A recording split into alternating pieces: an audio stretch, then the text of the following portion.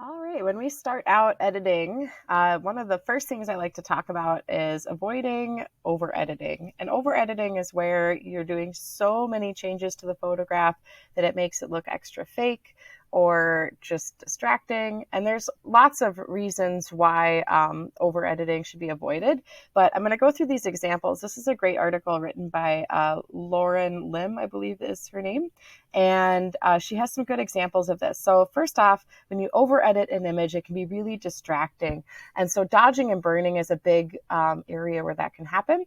So this is a good example of a photo that has been dodged, so lightened up, but it's really obvious, right? Like this is not a natural looking photo. And so it's just kind of distracting. It makes the rest of the image just look kind of fake. And so we want to avoid that. So sloppy dodging and burning should be avoided. When you dodge and burn something, it shouldn't be super, super obvious that you dodged and burned it. You want it to look like you just took the photo that way. Same thing with color. So sometimes if colors are off, it can be really distracting. So unnatural colors where, if they're too orange or too yellow or too green, right? Color balance is a big part of this. Now, if you're doing fine art photography and you want to tint the photo, I think I have an example in here of a really nicely tinted photo of the skyline. So this one, move my face out of the way. This one right here where they've really amped up the pinks, that's totally fine. Like that was done for an artistic reason. But if you're just trying to edit a photo of a family member or something, you want to avoid using unnatural colors if you want it to look like them.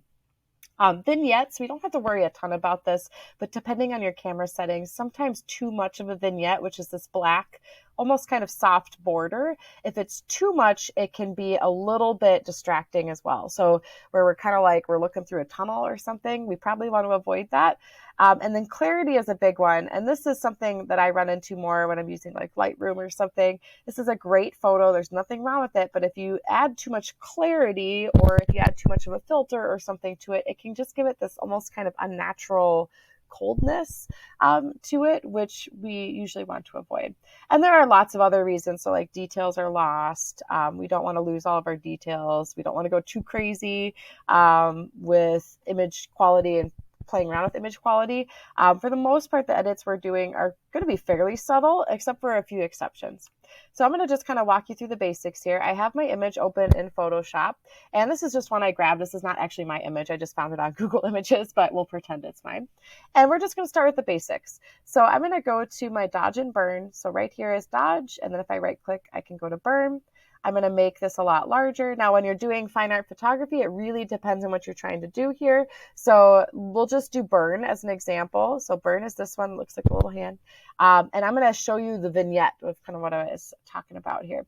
So if you would like, you can do this on a duplicate layer or the same one. I like to duplicate. So I'm going to do Control J on the keyboard. And this is just going to make an extra layer. The nice thing about this is if I don't like it or I need to go back, I can just turn it off and go back to my original layer. I'll kind of show you how that works.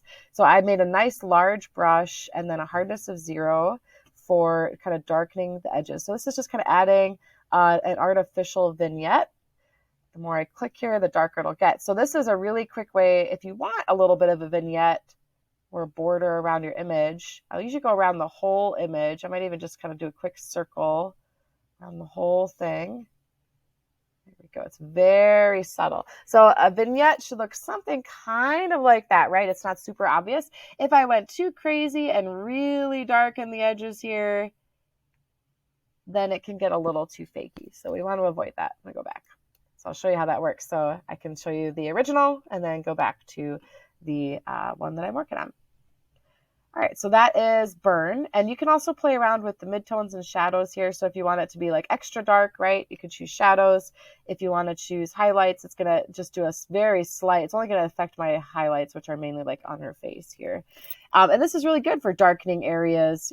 If you just need a certain part of a face darkened, it's a really good way to do that. Okay. Other things too with dodge, maybe I want to brighten an area of her face. So I'll just kind of like go over here.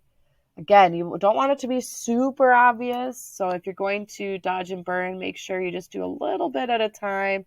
Really take a step back and look at it. Think about, does that look natural? And if it doesn't, then you might have to go in. And I'm just kind of like accentuating the highlights a little bit on her. I might actually go to highlights.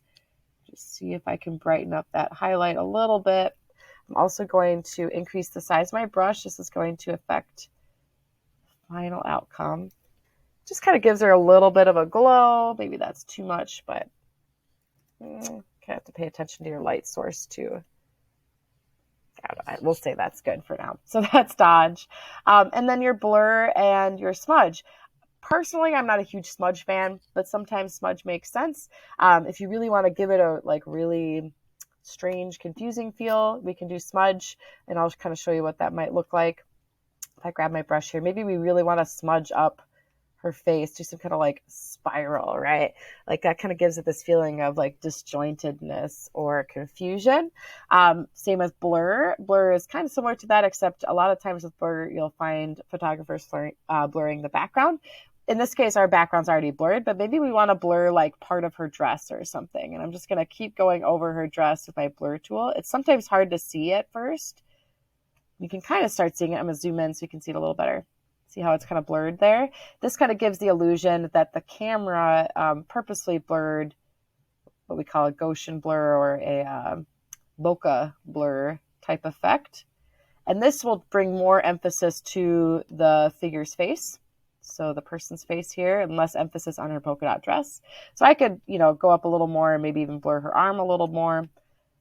But that is using the blur tool. And it's similar to sharpen. So if I wanted to try sharpening something, it's a little triangle.